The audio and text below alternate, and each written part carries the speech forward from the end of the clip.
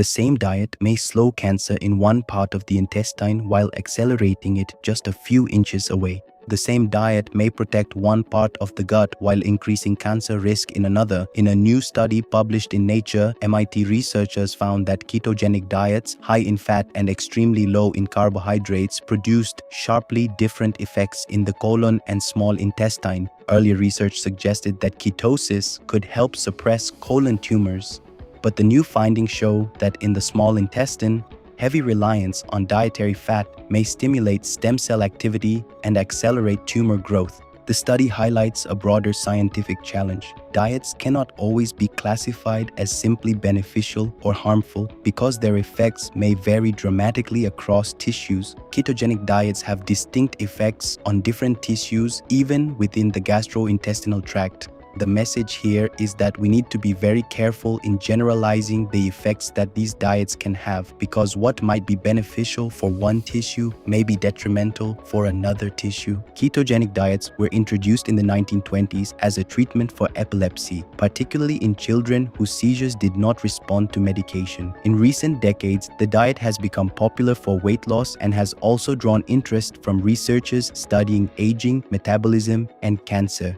The diet contains large amounts of fat, very little carbohydrate, and normal or reduced amounts of protein. Because the body receives little glucose from food, it begins breaking down fatty acids for energy. Ketones have attracted intense interest because they are not simply waste products. They can also act as signaling molecules that influence inflammation, gene activity, and cellular metabolism. A 2022 Nature study found that a ketogenic diet reduced colon tumor formation and suggested that BHB, the most abundant ketone body, was responsible. The MIT team set out to determine whether the diet would produce a similar benefit in the small intestine. Instead, they found the opposite. The researchers studied mice genetically predisposed to intestinal cancer. The animals were fed either a ketogenic diet, a control diet, or a high-fat, high-calorie diet designed to promote obesity. Mice on the ketogenic diet developed small intestinal tumors more frequently than those on the control diet. They did not become obese, yet their tumor rates were similar to or even higher than those of mice consuming the obesogenic, high-fat, high-calorie diet. The increased cancer risk did not appear to come from ketones. Further experiments showed that BHB and other ketone bodies played little role in driving tumor growth.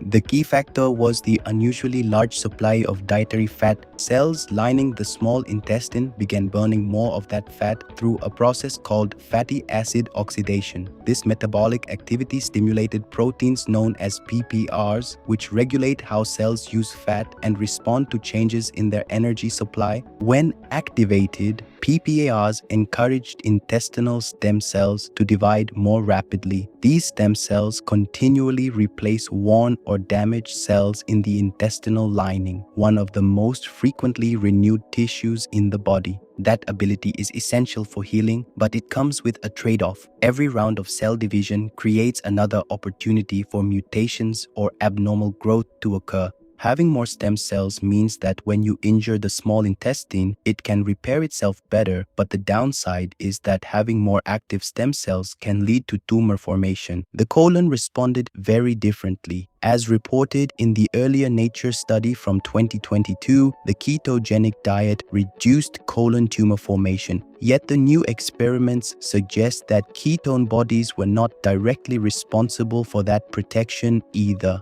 Given how much attention has been paid to ketone bodies like BHB, both as a commercial health trend and in recent high-profile studies suggesting BHB suppresses colon cancer, we fully expected them to be the direct drivers. Instead, these experiments in genetically engineered mice revealed that these molecules are essentially metabolic bystanders. The real surprise is that tumor acceleration is driven entirely by how stem cells process and burn the heavy influx of dietary fat itself. The deeper question is why the same diet has opposite consequences in two adjacent parts of the gut.